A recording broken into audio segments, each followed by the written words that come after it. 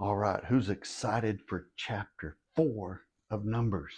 I bet you are. And today only, actually, it'll be from now on, but we're going to cover it.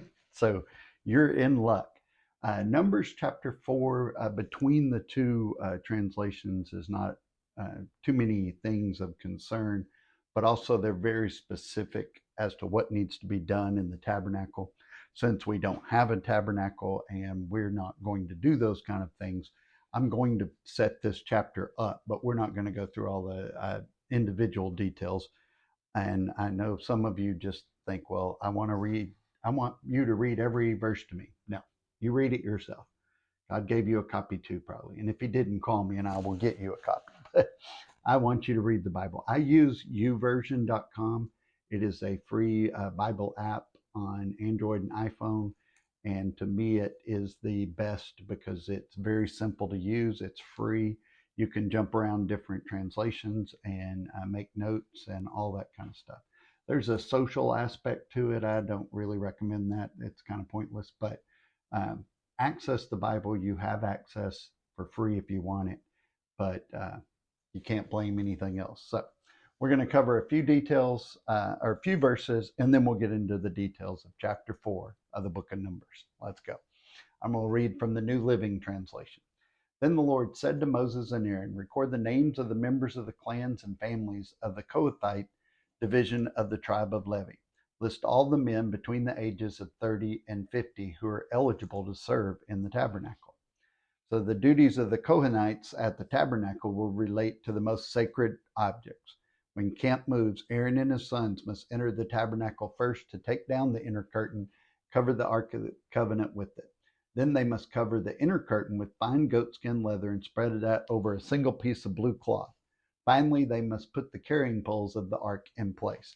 And then the next few verses kind of go through some of those details that they're supposed to do, meaning the leaders involved and ultimately responsible, but there are very specific things God wants done and how he wants them done. And even though these don't apply to us, we should see the principle that he is very clear in what he wants and what he doesn't want on most things. We just ignore it, not that we don't understand it. Okay, so that's my hopeful sermon for today.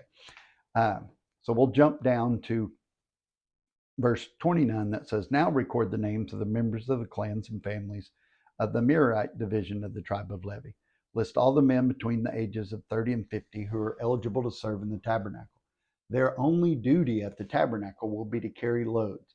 They will carry the frames of the tabernacle, the crossbars, the post, and the bases. Also the posts for the courtyard walls and their bases, pegs, and rope, and all the accessories, everything else related to their use. Assign the various loads to each man by name. So then we'll jump on down a little bit more to the verse 46, and it says, so Moses and Aaron and the leaders of Israel listed all the Levites by their clans and families, all the men between 30 and 50 years of age who were eligible for service, meaning they'd been redeemed, they were of the right tribe and all that kind of stuff, for its transportation. And that numbered 8,580 people. So when their names were recorded as the Lord had commanded through Moses, each man was assigned his task and told what to carry. And so the registration was completed just as the Lord had commanded Moses. And that's really what we're supposed to do today. We've all been given certain gifts and tasks, and most of us know what those are. We have some idea what those are.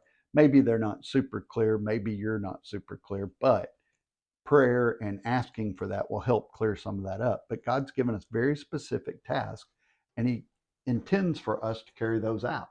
Not say, well, you picked the wrong person, or you forgot to give me this, or he didn't make me the lead singer of a band because I can't sing.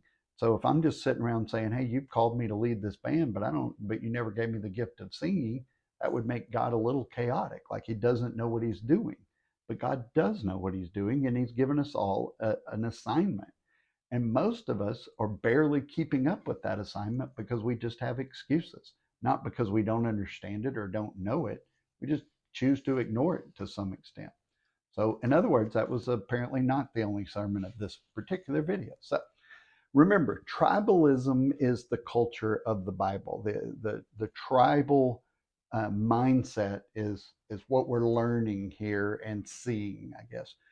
So sometimes we think, well, everybody's like us. It's like, no, overwhelmingly, most people are not like us. They, especially at this particular time, it was all about tribes. What tribe or clan you were part of mattered about everything. Where you lived, how far you could go, how safe you were.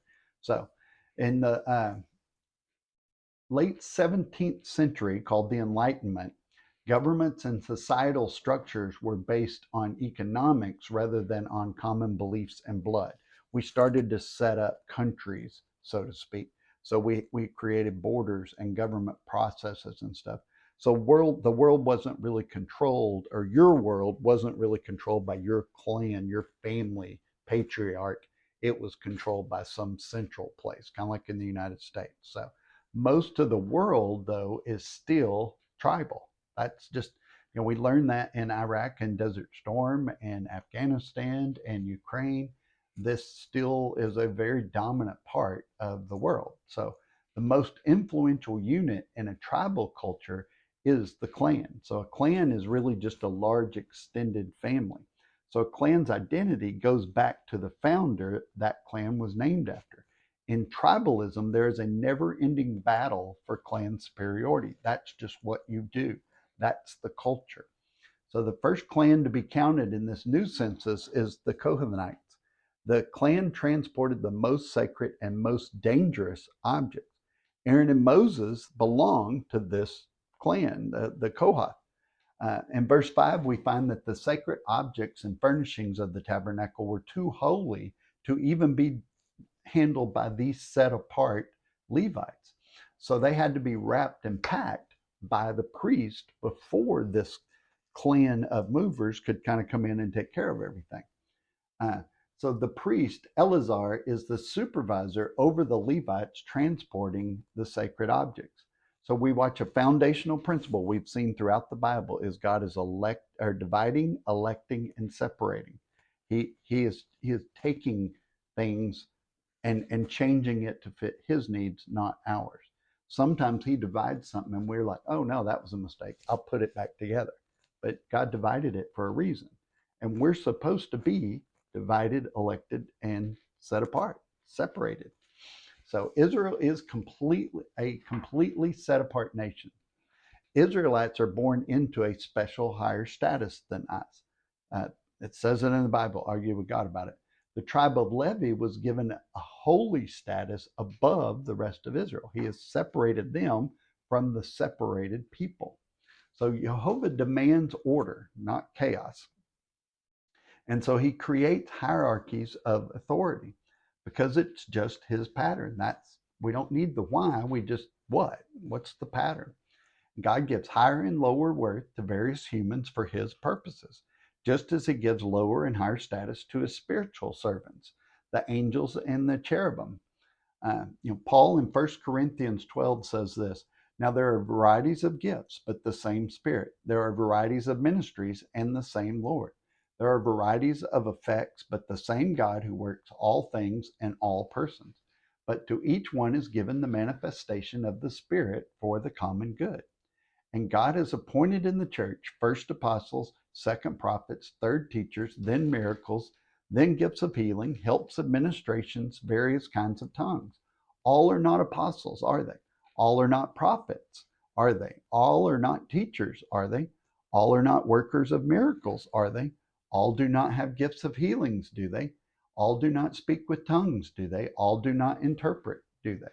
The second principle is that it takes different skills and different jobs working together to perform the many function, all the different functions that form an entire and complete community.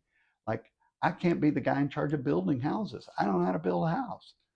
I got to be in charge of something else. So we all need different gifts, and God gives us the ones that we need that serve his purposes. Maybe they're not ours.